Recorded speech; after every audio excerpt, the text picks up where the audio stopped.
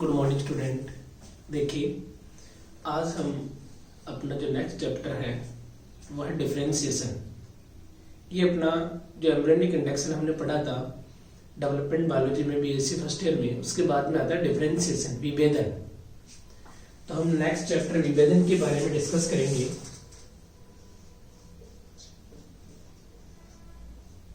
विभेदन, जिसको इंग्लिश में हम बोलते हैं डिफरेंशिएशन। क्या बोलते इसको? डिफरेंशिएशन। देखिए, अगर हम विभेदन की बात करते हैं तो कोशिका के एक दूसरे से भिन्न हो जाने, वह अपनी प्रारंभिक अवस्था से भिन्न हो जाने की जो प्रोसेस होती है उसे हम विभेदन कहते हैं। जैसे ये ब्लास्टुला है, इसमें ये कोशिकाएं हैं। एक कोशिका दूसरी कोशिका से किस अलग हो जाती है? आकार में, आकृति में, कार्य में, रासायनिकी में, मॉर्फोलॉजी में, सब तरीके से ये कोशिका क्या हो जाती है? अलग हो जाती है एक दूसरे से। यानी अपनी प्रारंभिक अवस्था से भिन्न हो जाने की प्रोसेस को हम क्या बोलते हैं? विभेदन की प्रोसेस कहते हैं।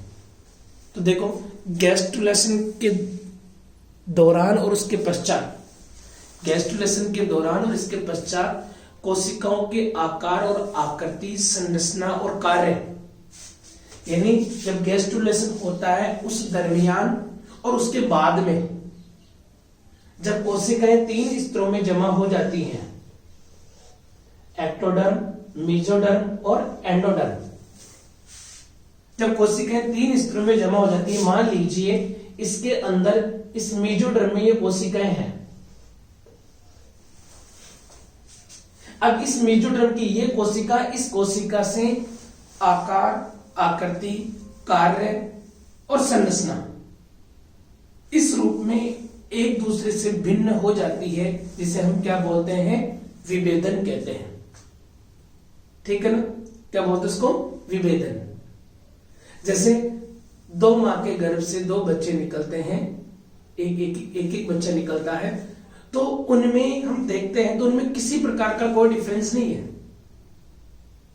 लेकिन जैसे जैसे समय गुजरता जाता है उनमें विभेदन स्टार्ट हो जाता है। समय के साथ में उनके आकार, आकृति, कार्य, संरचना सब में बदलाव आ जाता है। हो सकता है एक बच्चा 3 फीट का हो, एक बच्चा 6 फीट का हो, एक बच्चा गोरा हो सकता है, एक काला हो सकता है, एक बच्चा मेहनती हो सकता है, एक बच्चा डल हो सकता है, एक बच्चा ऑफिसर बन सकता है, एक बच्चा चपड़ासी बन सकता है। तो ये भिन्नता जिस प्रकार से बच्चों में उत्पन्न होती है, उसी प्रकार से कोशिकाओं के अंदर भी भिन्नता उत्पन्न होती है। गैस्ट्रुलेशन के दौरान होने वाले विभेदनों को अंतर कोशिकीय विभेदन कहते हैं। क्या कहते हैं? अंतर कोशिकीय विभेदन। देखो, प्रत्येक कोशिका की, ये कोशिका मान लो, ये कोशिका, ये कोशिका, ये कोशिका, भले एक्टोडर्म की कोशिका है, मेसोडर्म की कोशिका है, एंडोडर्म की कोशिका है, सभी कोशिकाओं में जेनेटिक मटेरियल, डीएनए समान होता है। शरीर की कोई सी भी कोशिका निकाल लो, उस सभी कोशिकाओं के अंदर जो जेनेटिक मटेरियल होता है, डीएनए, आनुवांशिक पदार्थ होता है, वो सभी कोशिकाओं में समान होता है। ऐसा नहीं है कि इस कोशिका में अलग अलग डीएनए है, फिर भी ये कोशिकाएं एक दूसरे से भिन्न होती हैं, इनमें विभिन्नता पाई जाती है। और वो क्यों होता है? ये होता है प्रोटीन के प्रारूप में। बैलेंस की जो साइंटिस्ट था उसने क्या कहा? कोशिकाओं में प्रोटीन प्रारूप में परिवर्तन से ही, यानी प्रोटीन की जो स्ट्रक्चर होती है हर कोशिका में, इस कोशिका में अलग होगी, इस कोशिका में अलग होगी, इस कोशिका में अलग होगी, इस कोशिका में अलग होगी। हर कोशिका में प्रोटीन की जो स्ट्रक्चर होती है उसमें परिवर्तन आता है, यानी अलग अलग होती, विभिन्नताएं होती हैं। सभी कोशिकाओं में समान प्रकार की प्रोटीन नहीं पाई जाती है। और प्रोटीन में अगर परिवर्तन आ गया तो एंजाइम प्रारूप भी बदल जाएंगे। क्योंकि एंजाइम किससे बने होते हैं? प्रोटीन से मिलकर बने होते हैं। प्रोटीन की स्ट्रक्चर अगर चेंज हो जाएगी तो एंजाइम के प्रारूप में भी, एंजाइम के प्रारूप भी बदल जाएंगे, जिससे कोशिका की अगर एंजाइम बदल के, एक कोशिका का एंजाइम अलग है, दूसरी कोशिका का अलग है, तो इनके द्वारा उपापचय क्रियाओं, जो उपापचय क्रियाएं होती है उनमें भी परिवर्तन उत्पन्न होता है, और उपापचय परिवर्तन होंगे तो कार्य में भी भिन्नता होगी।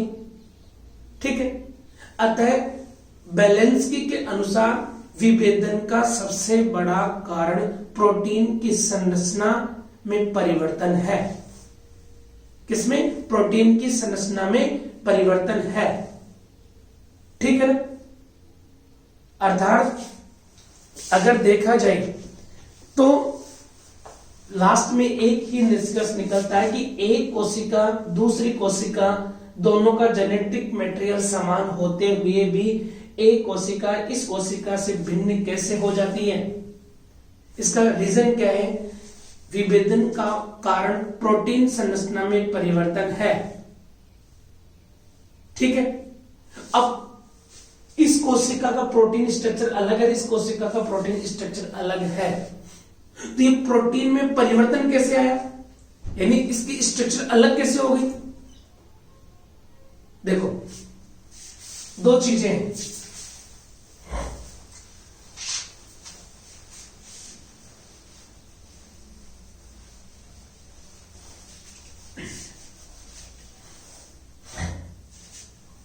जैसे एक कोशिका ये है और एक कोशिका ये है, इनमें कुछ जीन है, एक ये जीन है, एक ये जीन है, एक ये जीन है और एक ये जीन है। इसमें भी वही 4 जीन है। इसका मतलब क्या हो गया?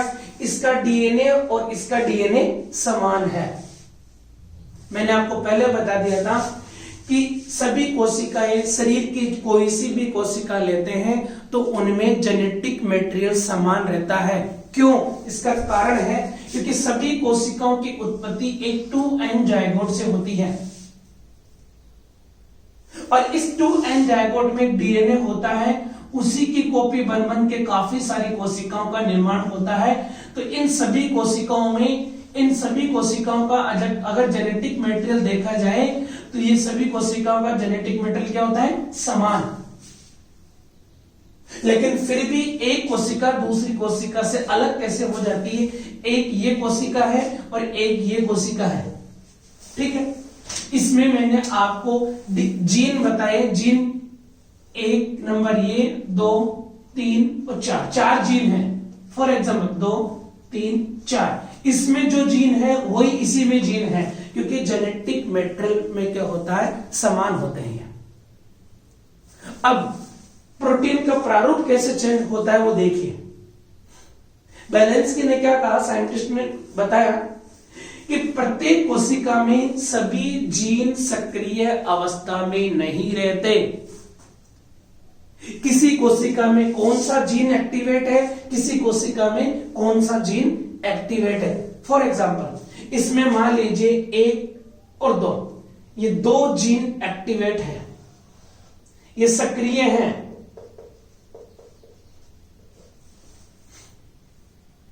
ठीक है, जबकि ये जो प्रथम कोशिका थी और सेकंड कोशिका में क्या हुआ, इसमें 1 नंबर और 2 नंबर जीन एक्टिवेट न होकर कौन से जीन एक्टिवेट है? 3 और 4 नंबर के। इसमें कौन से एक्टिवेट नहीं है? 1 और 2। 1 और 2 are not activated gene in the different type of the cells या अदर सेकेंड सेल। यानी दूसरी नंबर की जो कोशिका है उसमें 1 नंबर का जीन और 2 नंबर का जीन निष्क्रिय अवस्था में पड़े हुए हैं। सिर्फ कौन से नंबर का जीन एक्टिवेट है? 3 नंबर और 4 नंबर का। जबकि प्रथम कोशिका में 1 नंबर और 2 नंबर का जीन एक्टिवेट है, तीसरा और चौथा क्या है? निष्क्रिय अवस्था में पड़ा हुआ है। अतः ये जीन अलग प्रकार का mRNA संश्लेषित करेगा, mRNA बनेगा और ये अलग mRNA जो होगा वो क्या करेगा? अलग प्रकार की प्रोटीन का निर्माण करेगा। ये अलग प्रकार का mRNA बनाएगा और ये अलग प्रकार की प्रोटीन बनाएगी। अर्थात अलग अलग कोशिकाओं में अलग अलग जीन एक्टिवेट रहते हैं और उन जीनों के अनुसार ही अलग अलग प्रोटीन का निर्माण होता है, जिससे अब अलग प्रोटीन बनेगी तो ये अलग एंजाइम का निर्माण करेगी और अगर अलग एंजाइम बनेंगे तो यानी उपापचय क्रियाएं अलग होगी और उपापचय क्रिया अलग होगी तो इसका कार्य भी अलग होगा। क्या होगा? कार्य भी अलग होगा। प्रोटीन अलग होगी तो संरचना अलग हो गई। इस प्रकार से एक कोशिका दूसरी कोशिका से मुख्य रूप से प्रोटीन प्रारूप में परिवर्तन के कारण ही भिन्नता उत्पन्न करती है, जिसका सबसे बड़ा रीजन क्या है? सबसे बड़ा रीजन है प्रत्येक सभी कोशिकाओं में जीनों की संख्या समान होती है। किसकी होती है? जीनों की संख्या समान होती है, लेकिन परिवर्तन के दौरान भिन्न भिन्न यानी विभिन्न कोशिकाओं में भिन्न भिन्न जीन के सक्रिय होने से अलग अलग जीन सक्रिय हो रहे हैं। इसमें 1 और 2 नंबर का जीन सक्रिय हो रहा है, इसमें 3 और 4 नंबर का सक्रिय हो रहा है। भिन्न भिन्न जीन के सक्रिय होने से अलग अलग प्रोटीन का निर्माण होता है और उसी से कोशिकाओं में विभेदन उत्पन्न होता है। मतलब एक कोशिका दूसरी कोशिका से किस रूप में विभेदित है? बैलेंस के अनुसार प्रोटीन प्रारूप में। अब प्रोटीन प्रारूप कैसे बना? इस कोशिका में अलग प्रोटीन कैसे बनी और इस कोशिका में अलग प्रोटीन कैसे बनी?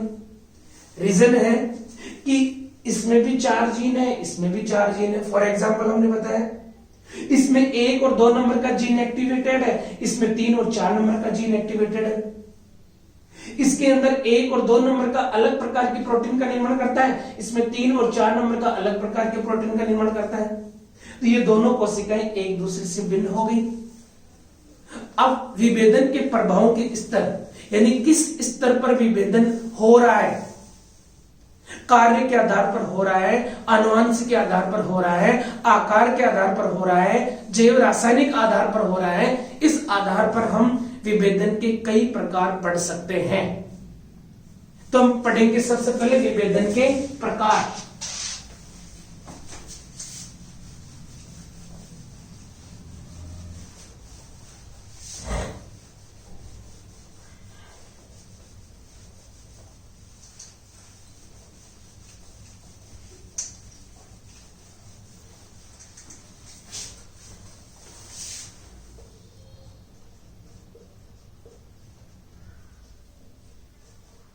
विभेदन के प्रकार यानी विभेदन के प्रभावों के स्तर किसके आधार पर? विभेदन के प्रभावों के स्तर के आधार पर विभेदन के प्रकार, स्तर के आधार पर विभेदन के प्रकार जो निम्न प्रकार का हो सकता है। पहला, आनुवांशिकी विभेदन,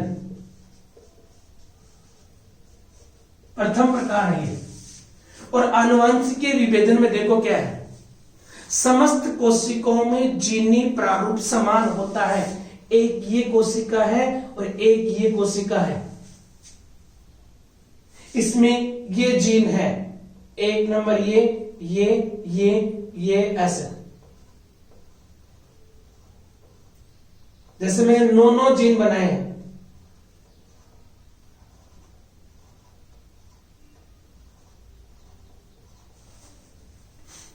दो कोशिकाएं बनाई है, 2 कोशिकाओं में 9 जीन बनाए मैंने। साइंटिस्ट क्या कहते हैं कि सभी कोशिकाओं में जीनी प्रारूप समान है, ठीक है, परंतु कोशिकाओं में सक्रिय जीनों में विभिन्नता पाई जाती है। मैं कह रहा हूं कि इसमें ये नीचे वाले 3 जीन अक्रियाशील हैं, अक्रिय, और इसके अंदर बीच वाले 3 जीन अक्रिय है। तो जीनों की सक्रियता में परिवर्तन, भिन्नता उत्पन्न होने के कारण इनमें आनुवांशिक विभेदन उत्पन्न होता है। और जिस कोशिका में जिस उत्पाद की आवश्यकता होती है उसमें उसी प्रकार का जीन सक्रिय होता है, उसमें उसी प्रकार का जीन सक्रिय होता है। समझ गए ना?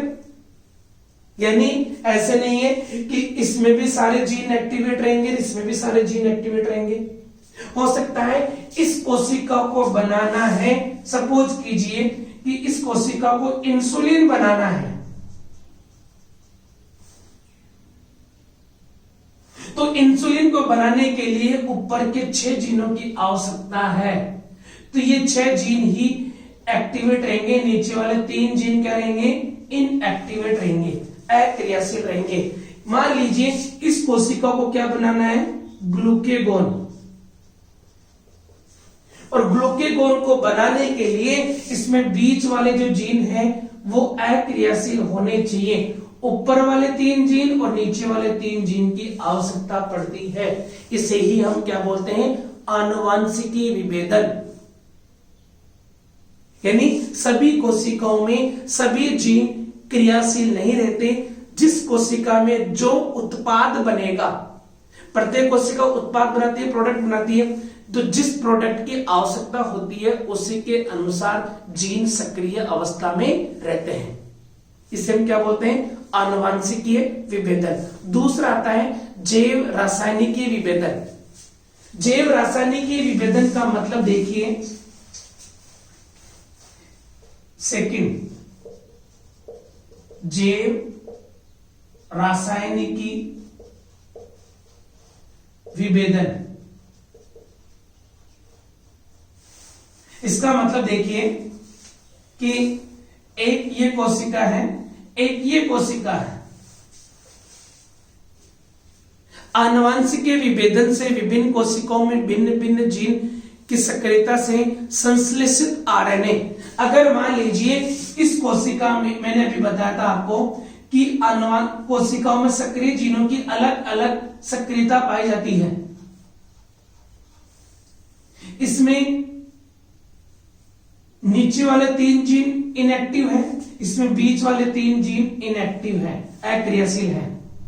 ये अलग प्रकार के, ये सभी जीन मिलकर अलग प्रकार के जैसे ये कोशिका अलग प्रकार का mRNA बनाएगी और ये mRNA अलग प्रकार की प्रोटीन का निर्माण करेगा। किसका निर्माण करेगा? अलग प्रकार की प्रोटीन का निर्माण करेगा। और ये प्रोटीन अलग प्रकार के एंजाइम का संश्लेषण करती है। किसका संश्लेषण करेगी?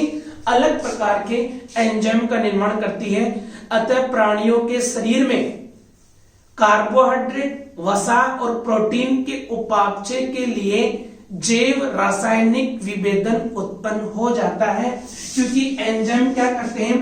प्रोटीन, कार्बोहाइड्रेट और लिपिड, इनका उपापचय करते हैं। अतः प्रत्येक कोशिका में अलग अलग प्रकार के प्रोटीन बनेगी, अलग अलग प्रकार के एंजाइम का संश्लेषण होगा और अलग अलग प्रकार से कोशिकाएं उपापचय क्रियाओं में भाग लेती है। इसे बोलते हैं, क्या बोलते हैं? इसे बोलते हैं जैव रासायनिक विभेदन। जैसे अलग अलग कोशिकाएं, यानी एक ही ग्रंथि में उपस्थित भिन्न भिन्न कोशिकाएं, एक ही ग्रंथि, जैसे हम ग्रंथि की बात करते हैं, जैसे ये अग्नाशय ग्रंथि है और अग्नाशय ग्रंथियों में ये पैनक्रियाज यानी इजलेट ऑफ लैंगरेंस है, इजलेट ऑफ लैंगरेंस। और ये इजलेट और लैंगरेंस में 3 प्रकार की कोशिका होती है, अल्फा, बीटा और डी। हम अल्फा और बीटा की बात करते हैं तो इस अल्फा के द्वारा क्या सीक्रेट किया जाता है? ग्लूकेगोन, और बीटा के द्वारा इंसुलिन। ये क्यों हुआ? क्योंकि इनमें अलग अलग जीन एक्टिवेट थे। अल्फा वाले में ग्लूकेगोन को संश्लेषित करने के लिए जीन एक्टिवेट थे, बीटा के अंदर इंसुलिन का संश्लेषण करने के लिए जीन एक्टिवेट थे। तो इसके अंदर अल्फा के अंदर ग्लूकेगोन को संश्लेषित करने वाली प्रोटीन का निर्माण होता है, और इसमें किसका होगा? इंसुलिन को संश्लेषित करने वाली प्रोटीन का निर्माण होता है। तो इस प्रकार से जैव रासायनिक विभेदन उत्पन्न होता है कोशिकाओं में। तीसरा है अपने तीसरा है कार्यकीय विभेदन, यानी एक कोशिका दूसरी कोशिका से कार्य करने में किस प्रकार से विभेदित है। जैसे हम बात करते हैं मेसोडर्म की ये कोशिकाएं हैं, इनमें एक कोशिका तो स्केलेटन का निर्माण करती है, हड्डियों का, और एक कोशिका बनाती है मांसपेशियां। तो ये कार्य के विभेदन हो गए ना। ये करता है शरीर को सपोर्ट, और ये करता है शरीर के अंदर मूवमेंट अवेलेबल करवाता है, शरीर की गति प्रदान करता है। अतः एक कोशिका दूसरी कोशिका से अलग हो गई, इसे बोलते हैं हम कार्यकीय विभेदन। क्या बोलते हैं इसको हम? कार्यकीय विभेदन। ठीक है। दूसरा आता है वो आता है आकारिकीय विभेदन। दूसरा क्या आता है? आकारिकीय विभेदन। देखो तीसरा तो क्या था? कार्यकीय विभेदन। अब चौथा आता है अपने आकारिकीय विभेदन। हम देखते हैं एक नॉर्मल कोशिका की आप स्ट्रक्चर देखते हो तो नॉर्मल कोशिका वो आकार में किस प्रकार से भिन्न होती है। एक नॉर्मल कोशिका में ऐसी होती है, प्लाज्मा मेम्ब्रेन प्रेजेंट होती है, प्लाज्मा मेम्ब्रेन प्रेजेंट होती है, साइटोप्लाज्म होगा, एक केंद्रक होगा, सभी कोशिका अंगक उपस्थित होंगे। लेकिन अगर दूसरी हम कोशिका देखते हैं नर्म कोशिका, तो नर्म कोशिका की स्ट्रक्चर ऐसी होती है,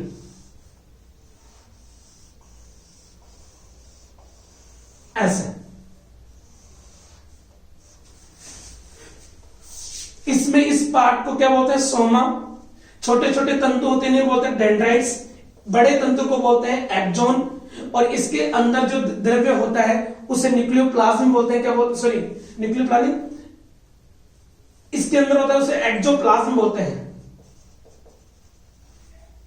तो इसकी संरचना अलग है, इसकी संरचना अलग है, तो इसे क्या बोलते हैं? आकारिकीय विभेदन। इसे क्या बोलते हैं? आकारिकीय विभेदन। ठीक है ना। तो ये कौन सा हो गया? आकारिकीय विभेदन हो गया। तो ये हमने विभेदन के 4 प्रकार पढ़े हैं: आनुवंशिकीय विभेदन, जैव रासायनिक विभेदन, कार्यकीय विभेदन और आकारिकीय विभेदन। कल हम पढ़ेंगे वो है विभेदन की विशेषताएं। क्या पढ़ेंगे इसमें? विभेदन की विशेषताएं। ठीक है। जय हिंद।